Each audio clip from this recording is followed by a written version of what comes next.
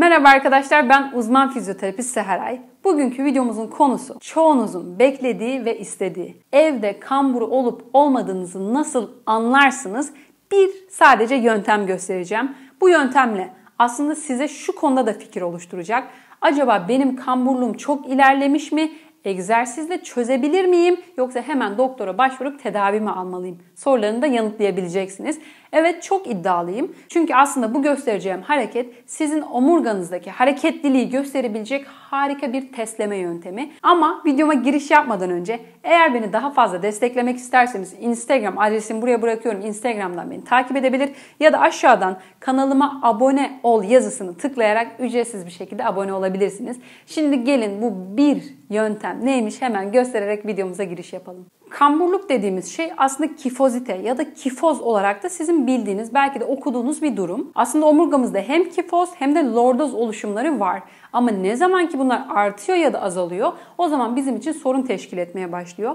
Bizim problemimiz genellikle masa başı çalışmalar sonucu sürekli ödev yapmaklar, ders yapmaklar ya da yazı yazmaklar, bilgisayarla uğraşmaklar derken maalesef dik duruşu, doğru duruş pozisyonlarını unutur hale geliyoruz ve bir süre sonra sırt bölgemizdeki kaslar zayıflıyor ve güçsüzleşiyor. Dolayısıyla yer çekimiyle birlikte öne doğru eğildiğimizde de maalesef hiç istemediğimiz kambur, biraz da kozmetik olarak sıkıntılı bir görüntü oluşuyor. Bu görüntü erken dönemde size görsel açıdan biraz zorluk yaratsa da ilerleyen dönemde omuz hareketleriniz limitlenmeye başlıyor. Bu sefer omuzunuzu zorluyorsunuz, omuz bölgesinde problemler, boyun bölgesinde problemler oluşmaya başlıyor. Unutmayın, omurga bir bütün.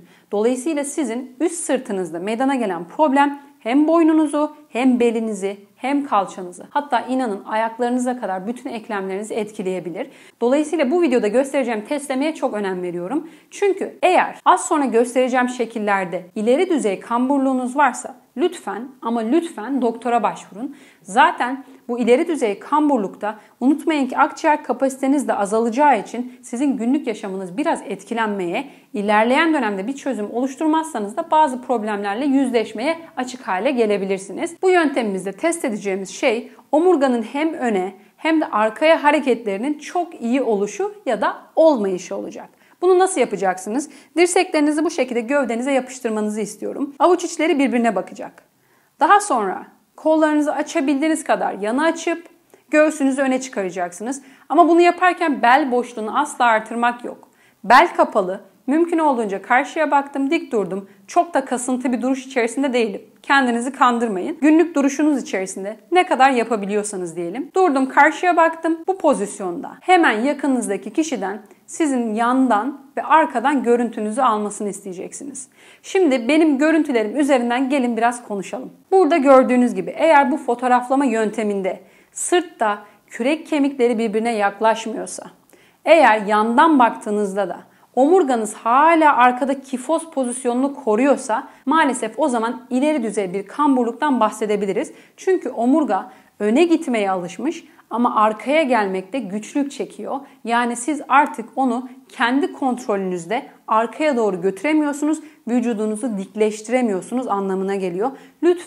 Lütfen bu konuda uyanık davranıp bu durumdaysanız doktorunuza başvurun. Ama onun dışında eğer burada gösterdiğim gibi kürek kemikleri nizami bir şekilde birbirine yaklaşıyor. Aslında arada orantısızlık var mı yok mu bunu buradan da görebilirsiniz. Sizin için çok iyi bir fikir oluşturur.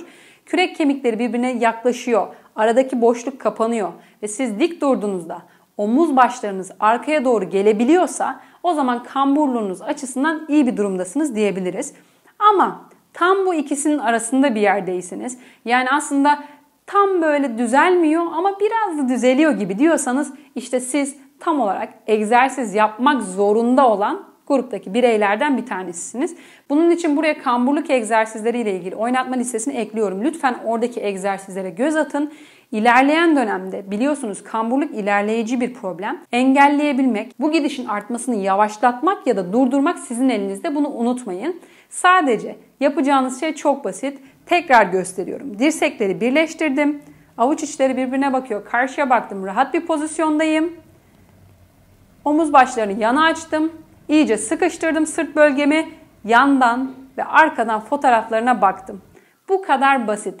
Lütfen bu yöntemi deneyin ve aşağıda bana yorumlar kısmında belirtin. Kamburluğunuz ne düzeyde? sizce çözülebilir mi, çözülmez mi? Bu soruların yanıtlarını bu yöntemle alabilirsiniz. Evet arkadaşlar, bugünkü anlatacaklarım bu şekildeydi. Bir yöntemle kamburluğunuzu test etme yöntemi gerçekten belki de birkaç kişiyi egzersiz yapma yönünde ikna edebilir diye düşünüyorum. Eğer video ile ilgili herhangi bir soru, görüş ya da öneriniz varsa Instagram adresimi buraya bırakıyorum. Instagram üzerinden bana oluşturabilir ya da aşağıdan direkt yorumlar kısmından bırakabilirsiniz. Diğer videolarda görüşmek üzere.